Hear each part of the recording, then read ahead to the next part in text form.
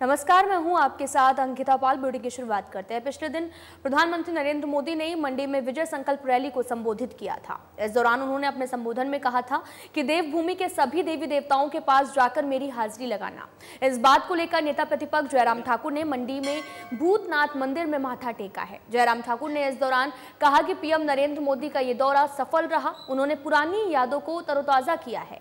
उन्होंने ये भी कहा कि पीएम नरेंद्र मोदी ने हिमाचल के देवी देवताओं का आशीर्वाद मांगा है और उसी के तहत ये आज से सभी बीजेपी कार्यकर्ता अपने देवी देवताओं के मंदिरों में जाकर विकसित भारत का आशीर्वाद मांगेंगे। मंडी के सभी लोगों की भावनाओं को उनने अपनी भावनाओं के साथ जोड़ा, पुरानी यादों को ताज़ा किया और उसके साथ साथ में जो हिमाचल के हित के लिए जो विकास कार्य, देश हित में जो विकास कार्य, उनका जिक्र करते हुए ये भी आह्वान किया कि ये देवभूमि हिमाचल प्रदेश है और देवभूमि हिमाचल प्रदेश में हमको और शक्ति प्रदान हो सेवा करने की, काम करने की आने वाले समय में समाज के लिए। उस दृष्टि से एक आह्वान किया उन्होंने और विशेष तौर से वो आह्वान इसलिए किया कि आप सब मंदिरों में जाकर के शीश नवाजें और आशीर्वाद लें ताकि हमको जनहित में, जनता की सेवा में काम करने के लिए और शक्ति मिल सके। कांग्रेस के पूर्व राष्ट्रीय अध्यक्ष राहुल गांधी आज हिमाचल प्रदेश के नाहन और ऊना में जनसभा को संबोधित किया है। इस दौरान उन्होंने पीएम मोदी समेत बिजनेसमैन अडानी और अंबानी पर भी जुबानी हमला बोला। इस दौरान उन्होंने कहा कि संविधान को बदलने की साजिश चल रही है, लेकिन हम ऐसा होने नहीं देंगे। राहुल ने यह भी कहा कि सभी भ्रष्ट लोग बीजेपी में शामिल हो चुके हैं, जिससे सारा देश जानता है कि पीएम मोदी भ्रष्टाचारी हैं। इस दौरान इलेक्टोरल बॉन्ड को लेकर भी राहुल गांधी ने जमकर निशाना साधा। उन्होंने कहा कि इलेक्टोरल बॉन्ड के जरिए घोटाला हो रहा है। पीएम मोदी केवल अडानी और अंबानी के लिए काम कर रहे हैं। और इस दौरान राहुल गांधी ने अग्निवीर योजना को लेकर भी केंद्र सरकार पर जमकर निशाना साधा। राहुल गांधी ने कहा कि पहले कोई जवान शहीद होता था तो शहीद का दर्जा मिलता था, शहीद के परिवार को पेंशन मिलती थी। मोदी ने अब शहीदों के 2 प्रकार बना दिए हैं, लेकिन कांग्रेस की सरकार आई तो सेनाओं को भी सबको बराबर का अधिकार मिलेगा।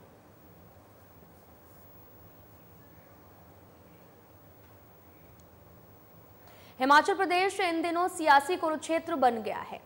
आपको बताते चले कि शुक्रवार को प्रधानमंत्री मोदी ने पाकिस्तान का जिक्र कर कांग्रेस पर जमकर हमला बोला, तो वहीं शनिवार को कांग्रेस के राष्ट्रीय अध्यक्ष मल्लिकार्जुन खड़गे ने भी चीन का जिक्र कर बीजेपी पर जमकर हमला बोला। हिमाचल प्रदेश में बीजेपी और कांग्रेस की रैलियों में देश की सुरक्षा पर चुनावी रण छिड़ गया है। शुक्रवार को प्रधानमंत्री मोदी ने कहा था कि कांग्रेस ने पाकिस्तान को सिर पर बैठाया, तो शनिवार को कांग्रेस के राष्ट्रीय अध्यक्ष मल्लिकार्जुन खड़गे ने कहा कि सीमा पर चीन अंदर भारत में घुसकर सड़कें और घर बना रहा है, उन्हें इसकी चिंता नहीं है। शनिवार को भी ऊना और कांगड़ा में चुनावी रैलियों में आए केंद्रीय गृह मंत्री अमित शाह ने भी कहा कि पीओके भारत का हिस्सा है, यह देश का होकर रहेगा। हिमाचल की सीमा के साथ ही तिब्बत और आतंक प्रभावित रहे जम्मू कश्मीर की सीमाएं लगती हैं। बीजेपी और कांग्रेस में इस मुद्दे पर भी छिड़े सियासी संग्राम की ये भी वजह है।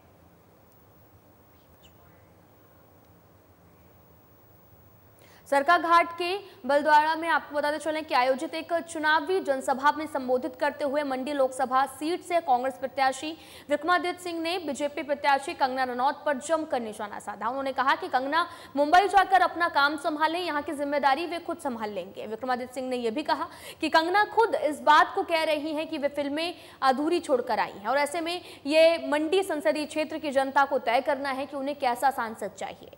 विक्रमादित्य सिंह ने मजाकिया अंदाज में कहा कि फिल्मी दुनिया में उनका कोई काम नहीं, लेकिन अगर वे फिल्मी दुनिया में जाते हैं तो 1-2 फिल्में कर लेते हैं, क्योंकि ये कोई बड़ा काम नहीं है।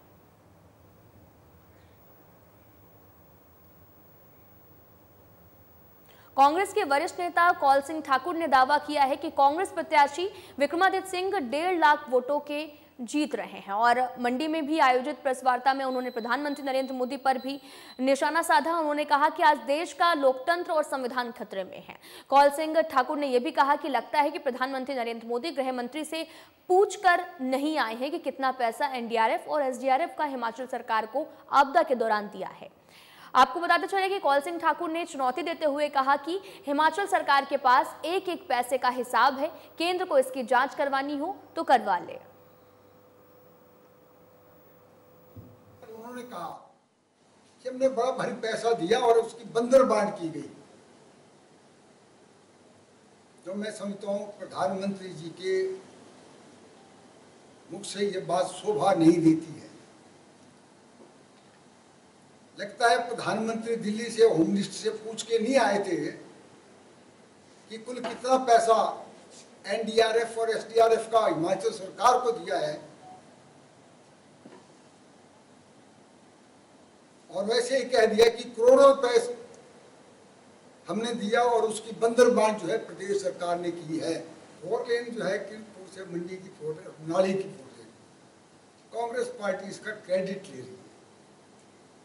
क्रेडिट क्यों ना ले?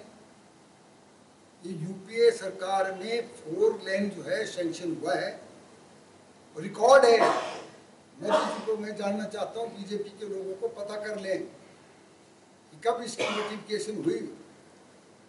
और उसके साथ ही उस वक्त लगभग 1100 कुछ करोड़ रुपया कमलनाथ जी ने इसकी किस्त जारी भी कर दी थी। प्रधानमंत्री नरेंद्र मोदी ने हिमाचल प्रदेश में 2 चुनावी रैलियां की हैं, जिसमें पीएम मोदी ने कांग्रेस पर जमकर निशाना साधा। पीएम नरेंद्र मोदी के चुनावी हमले के बाद में शिमला में एआईसीसी महासचिव केसी वेणुगोपाल और प्रदेश कांग्रेस प्रभारी राजीव शुक्ला ने पलटवार किया है। आपको बताते चले कि कांग्रेस के दोनों नेताओं ने कांग्रेस मुख्यालय राजीव भवन शिमला में प्रेस कॉन्फ्रेंस कर कहा कि देश में इंडिया एयरलाइंस की सरकार बनने जा रही है। केसी वेणुगोपाल ने यह भी कहा कि इंडिया एयरलाइंस चुनाव जीतेगी और इस बात की भी जानकारी पीएम को भी है। उन्होंने ये भी कहा कि अभी तक के चुनाव में प्रधानमंत्री ने चुनावी भाषण में झूठ ही बोला है। आज देश में बेरोजगारी, महंगाई की बात नहीं हो रही है। किसान, बागवान अपनी मांगों को लेकर सड़कों पर है। वहीं इस दौरान राजीव शुक्ला ने यह भी कहा कि प्रधानमंत्री ने जो वादे हिमाचल से किए थे उन पर भी एक भी मुद्दे को लेकर आज भी नहीं बोल रहे। पीएम ने आपदा को लेकर एक शब्द नहीं बोला। सेब उत्पादकों की समस्या का कोई भी कहीं पर जिक्र नहीं किया। और साथ ही राजीव शुक्ला ने यह भी कहा कि पीएम मोदी ने भाषण में कहा था कि कांग्रेस पाकिस्तान से डरती थी, लेकिन सच तो यह है कि कांग्रेस ने पाकिस्तान के 2 टुकड़े कर दिए थे। हमारे पास क्लियर जानकारी है, फील्ड रिपोर्ट है, हम जीतेंगे। बिल्कुल हम गवर्नमेंट फॉर्मेशन के लिए स्थिति में है। All 5 phase election we have done wonderfully. Every day, our Prime Minister is only doing one job, to attack opposition party on divisive agendas. I think today he is here in Himachal also. Same thing repeating. Total lie. How can a Prime Minister become this low-level भाषण? How can a Prime Minister can do these things?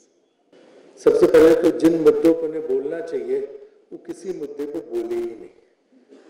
मुख्य मुद्दा आपदा का है।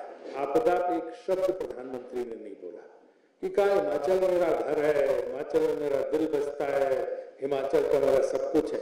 लेकिन आपदा के वक्त न उन्होंने शक्ल दिखाई, न 1 रुपया उन्होंने आपदा में मदद की। और हिमाचल घर, कोई आदमी कहीं भी काम करता, अगर घर में कोई मुसीबत आती तो उसकी मदद करता, आप लोग जानते होंगे। लेकिन उन्होंने कोई आपदा मदद नहीं की, आपदा का जिक्र तक नहीं किया उन्होंने। दूसरे जो यहाँ पे सबसे बड़े सेब उत्पादकों का मामला है, जिस तरह से आयात शुल्क में छूट दी गई अमेरिका की जो है सेब उत्पादकों को, और जिस तरह से यहाँ के सेब उत्पादक जो है समस्या से जूझ रहे हैं, उसका भी कोई जिक्र नहीं। तो हिमाचल की जो मुख्य समस्याएं, उनका एक लाइन भी जिक्र प्रधानमंत्री ने नहीं किया। हिमाचल प्रदेश के युवा पर्वतारोहियों का एक समूह प्रदेश के राज्यपाल विश्व प्रताप शुक्ल से मिलने राजभवन पहुंचा और हाल ही में इन युवा पर्वतारोहियों ने भी हिमाचल प्रदेश के लाहौल स्पीति में 6303 मीटर ऊंची चाउ चाउ कॉन्ग लिल्डा चोटी को फतह किया है। आपको बताते चले कि राज्यपाल से मुलाकात में इन पर्वतारोहियों ने प्रदेश में रोहड़ को विकसित करने और माउंटेनियरिंग रेस्क्यू सेंटर विकसित करने की मांग की है। वहीं राज्यपाल शिव प्रताप शुक्ल ने इन पर्वतारोहियों का स्वागत करते हुए प्रदेश में बढ़ावा दिए जाने की बात भी कही। राज्यपाल ने यह भी कहा कि पर्वतारोहण हिमाचल के पर्यटन कारोबार में बड़ी भूमिका निभा सकता है।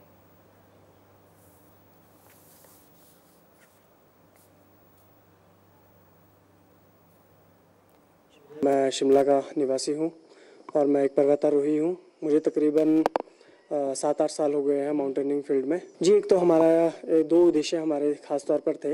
एक तो हम चाह रहे थे कि हिमाचल को जो है, हिमाचल में बहुत सारे पर्वत है, पहाड़ है, तो हमारा मेन मकसद है कि हम हिमाचल को प्रमोट करना चाहते हैं माउंटेनिंग में। और दूसरा हमारा मकसद था सेफ्टी को लेकर कि अगर कोई भी लोग देश दुनिया से क्लाइंबिंग करने हिमाचल आते हैं तो हमारे पास थोड़ा सा सेफ्टी का जो है बहुत ही कम है।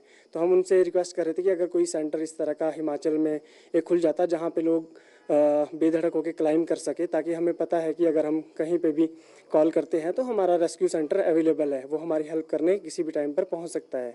मैं 2019 से माउंटेनियरिंग फील्ड में हूं और पिछले 2-3 सालों से प्रोफेशनली माउंटेनियरिंग कर रही हूं। तो अभी जैसे कि इन्होंने कहा, हमारा उद्देश्य क्या है, प्रमोट करना हिमाचल के पर्वतों को।